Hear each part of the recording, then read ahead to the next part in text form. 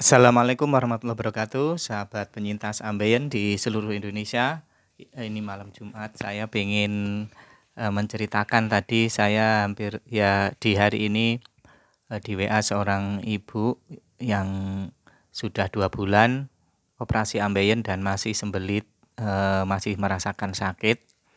Sudah makan buah, makan sayur, mengurangi nasi, makan buah banyak, makan minum susu apa itu namanya, Yakult itulah apa namanya, Yakult lah ya, kemudian makan macam-macam yang menurut teori itu berserat tapi tetap sembelit, pencahar Vegeta ya, dia minum Vegeta tapi begitu nggak minum sembelit lagi, dia bingung apakah harus apa namanya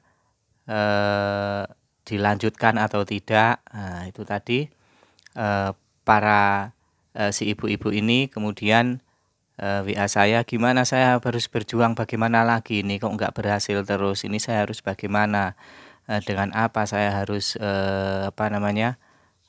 bisa sembuh begitu ya. Saya juga bingung karena dia juga sudah menyampaikan apa yang berbagai cara sudah dicoba, termasuk yang saya sarankan tuh nggak ada yang mempan. Nggak ada yang mempan. Nah, terakhir saya ini harus bagaimana, berjuang bagaimana lagi saya ini. Saya akhirnya menyampaikan begini, coba rileks saja pikirannya, rileks saja. Saya tadi begitu, rileks jalan-jalan coba begitu. Nah, kemudian sebelum ini saya tadi barusan ini saya menonton podcastnya Deddy Corbuzier dengan Gobin ya, Gobin itu. Saya menarik ya, ternyata Gobin itu hidup dengan pola-pola yang tidak biasa. Misalnya dia tidak makan yang dari binatang, kemudian dia melepas sepatu, tidak pernah pakai sandal, jadi kalau jalan nyeker. Kemudian dia juga memberi tip bagaimana cara kita bisa rileks. Misalnya dia mencontohkan begini, kadang-kadang kita kalau ada orang stres, kita itu hanya bilang sabar, tenang, tapi tidak memberikan cara bagaimana agar tenang, bagaimana untuk bisa sabar. Nah, si Gobin ini menjelaskan, coba kalau kita sedang panik, stres, atur napasnya, pelankan napasnya, terus ditarik gitu, dilepas. Pelan-pelan, nggak boleh bernapas, nggak boleh. Jadi kita harus mengatur napas kita. Karena bagi dia tidak ada orang marah itu yang nafasnya pelan. Itu nggak ada. Orang marah itu pasti. Nah, itu dia memberi tips seperti itu. Barangkali ini juga cocok untuk kita bagaimana agar kita bisa rileks.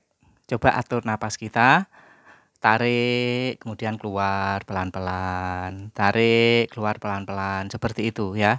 Jadi dia memberi tips, tidak hanya sabar ya, sabar, tenang bagaimana bisa tenang, itu kan seringkali kita tidak diberi panduan atau diberi cara ya. Seringkali kita hanya ngomong seperti itu. Nah, bagi saudara-saudara mungkin yang masih stres ya, bingung lagi, coba atur napas. Siapa tahu dengan tenang, rileks itu organ tubuh kita, pencernaan kita juga akan mengikuti suasana tubuh yang rileks itu, kemudian bisa BAB dengan lancar, siapa tahu ya. Tapi lebih jelasnya coba Anda cek itu di podcastnya Deddy Corbuzier dengan Gobin ya. Itu baru 2-3 atau sehari ya, baru sehari ini ya. Silakan. Jadi kita akan mendapat banyak bahwa tubuh kita itu sebenarnya alamiah sekali. Jadi punya imun yang alamiah, yang otomatis, pokoknya banyak di situ. Saya tidak bisa menjelaskan ulang karena ya tidak terlalu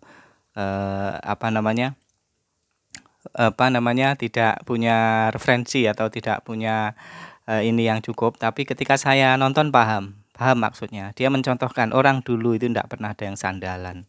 Ya orang-orang zaman kuno dulu ya. Enggak aneh-aneh, enggak pakai sabun. Tadi dia termasuk kalau mandi enggak pakai sabun. Kenapa? Sabun itu sebenarnya menyebabkan banyak bakteri-bakteri yang baik itu hilang. Coba dicek. Jadi ini agak benar-benar makdek gitu ya kita melihat, iya ya kita ini kadang-kadang ketergantungan dengan sabun, dengan pasta gigi, dengan kosmetik, dengan obat, ini padahal dulu orang-orang kuno itu tidak memakai itu semua dan fine-fine saja. Nah, tapi kenapa di era modern itu orang itu ketergantungan dengan sabun, harus kalau sikat gigi pakai pasta. Padahal pasta itu berbusa, kata dia itu enggak baik. Kemudian harus mandi sehari sekian kali, padahal menurut dia mandi itu ya lucu pokoknya. Ini bisa menjadi perenungan bagi kita, apakah kita ini selama ini yang tergantungan dengan produk-produk kosmetik, produk-produk kesehatan itu baik gitu ya. Dan dia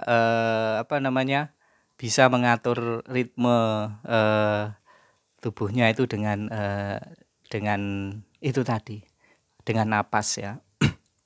Salah satunya dengan napas. Tapi dia bukan napas-napas yang yoga ini bukan, tapi menarik, ini benar-benar agak beda. Deddy Corbuzier pun juga kelihatannya juga agak wow gitu ya mendengar ya. Barangkali ini untuk kesehatan juga bagus ya. Bagi kita yang stres ya, coba itu dilihat, ditonton ya. Gitu saudara-saudara, dan bagi ibu yang masih sakit itu saya tadi berbagai saran katanya sudah dilakukan dan saya tidak punya saran lagi. Saran saya coba rileks dan pakai jalan-jalan saja. Siapa tahu itu bagus, dia hanya dibaca. Semoga dengan rileks itu akan membantu untuk menyelesaikan persoalan yang dihadapi. Begitu ya, malam ini tidak terlalu panjang, cuma 7 menit ya. Tapi meski demikian saya menyarankan coba lihat itu podcastnya Deddy Corbuzier, siapa tahu bermanfaat. Oke, tetap semangat, semoga lekas sembuh. Jangan lupa like, comment, dan subscribe. Assalamualaikum warahmatullahi wabarakatuh.